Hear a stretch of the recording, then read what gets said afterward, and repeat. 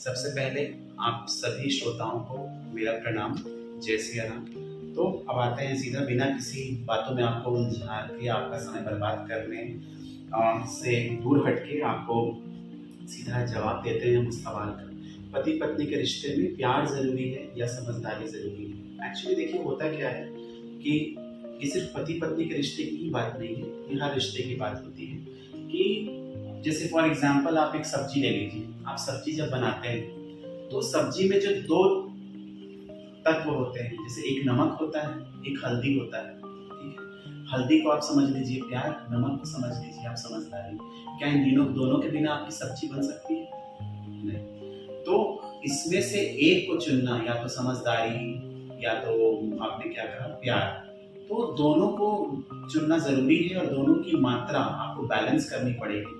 नमक ज्यादा हो जाएगा तो आपका सब्जी का स्वाद खराब हो जाएगा, हल्दी भी ज्यादा हो जाएगा तो आपकी सब्जी का स्वाद खराब हो जाएगा। तो आपको क्या करना पड़ता है? तालमेल करना पड़ता है। आप खुद एक गृहिणी है, आप इस बात को बेहतर समझेंगे और जितने लोग सुन रहे हैं वो भी इस बात को समझेंगे, बिकॉज सब्जी सब खाते हैं। ठीक है, तो मेरा यही कहना है कि आपको तौलने की जरूरत नहीं है रिश्ते को। आपको रिश्ते को समझने से ज्यादा जरूरी है रिश्ते को जीना। हम आजकल क्या करते हैं, किसी भी चीज में बहुत ज्यादा दिमाग लगाते हैं। हम ये करेंगे तो ऐसा होगा, हम वो करेंगे तो ऐसा होगा। आप जिंदगी को जिंदगी की तरह जिए। आप इतना क्यों जजमेंटल बन जाते हैं? आप जब से जज करना शुरू करेंगे अपनी जिंदगी को या किसी और को, वहीं से आपकी जिंदगी दूषित होना शुरू हो जाएगी। आप जज नहीं करें। आप देखिए, गीता सार अगर आपने सुना होगा तो उसमें पूरे जीवन का सार है। तो आपको जीवन को बहुत समझने की जरूरत नहीं है। तो कुछ नियम बनाए हैं प्रकृति ने, आप उसको समझिए। यहाँ एक नियम हम लोग लेते हैं गीता सार से कि जो हो रहा है वह अच्छे के लिए हो रहा है, जो आगे भी होगा वह भी अच्छे के लिए होगा, जो हुआ वो भी अच्छे के लिए ही हुआ। मतलब इसका अर्थ ये निकलता है कि आपकी जिंदगी में जो भी घटना घटती है वो आपको लगता है उस पल के लिए कि चलो ये घटना है, या तो आपको खुशी देती है कोई घटना, या कोई घटना आपको क्या करती है, तकलीफ देती है। लेकिन वो घटनाएं आपके जीवन में जरूरी है, इसलिए वो घटना घटती है, उसको आप रोके नहीं रोक सकते, बिकॉज वो ऑलरेडी लिखा जा चुका है। ठीक है, आपकी कहानी में वो सारा जो स्टोरी है, सारा जो सीक्वेंस है, वो सब लिखा जा चुका है। तो आप जीवन को जीना शुरू कीजिए, समझना शुरू कीजिए, लेकिन उसको बहुत ज्यादा मत सोचिए, कॉम्प्लिकेट मत कीजिए। ऑलरेडी लाइफ इतनी कॉम्प्लिकेटेड है।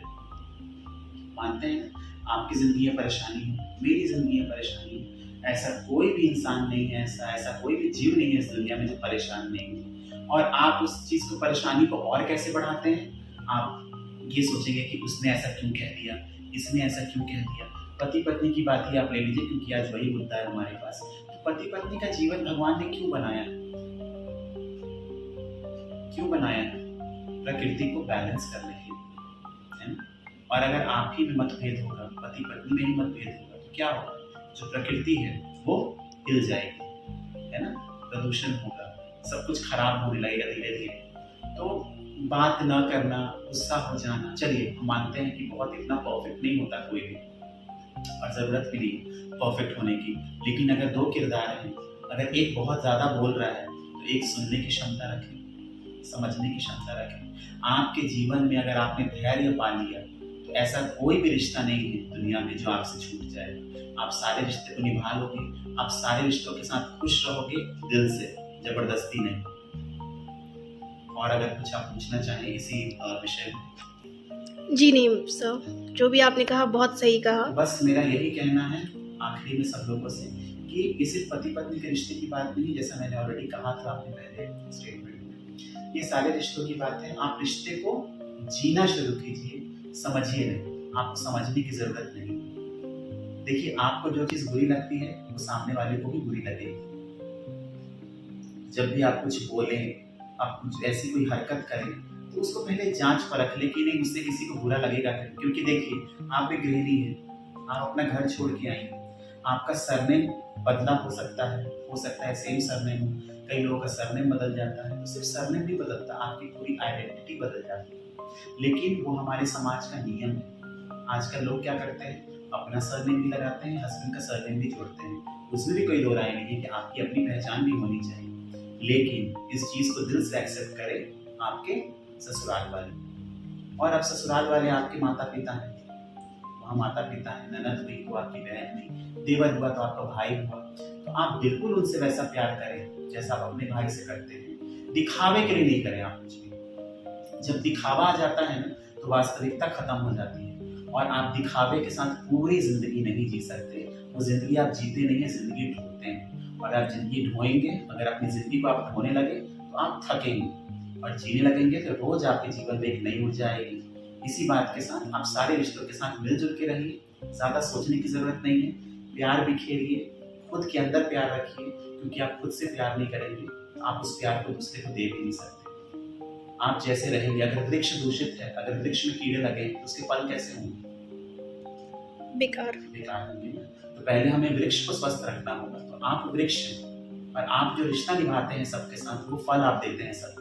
तो आप खुद को स्वस्थ रखिए, कंपोस्ट रखिए, समझदार बन के रहिए। किन बातों में रिएक्ट करना है, किन में रिएक्ट नहीं करना है, बहुत सारी बातों पर 90% बातों का आपको लेट गो करना होगा जिंदगी में। हर बात को पकड़ के बैठेंगे, जिंदगी आपकी प्रदूषित हो जाएगी। और वो ऐसा प्रदूषण है जो आपके हटाए ना हटेगा, क्योंकि दरार एक बार आती है ना। भले आप उस दरार को भर दोगे लेकिन वो दरार वहीं की वहीं रहेगी। कोशिश कीजिए कि वो दरार ना आए, है ना।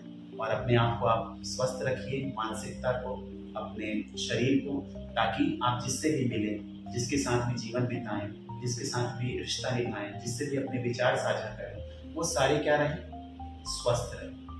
बस यही बातों के साथ आपका बहुत धन्यवाद मेरा वीडियो देखने के लिए।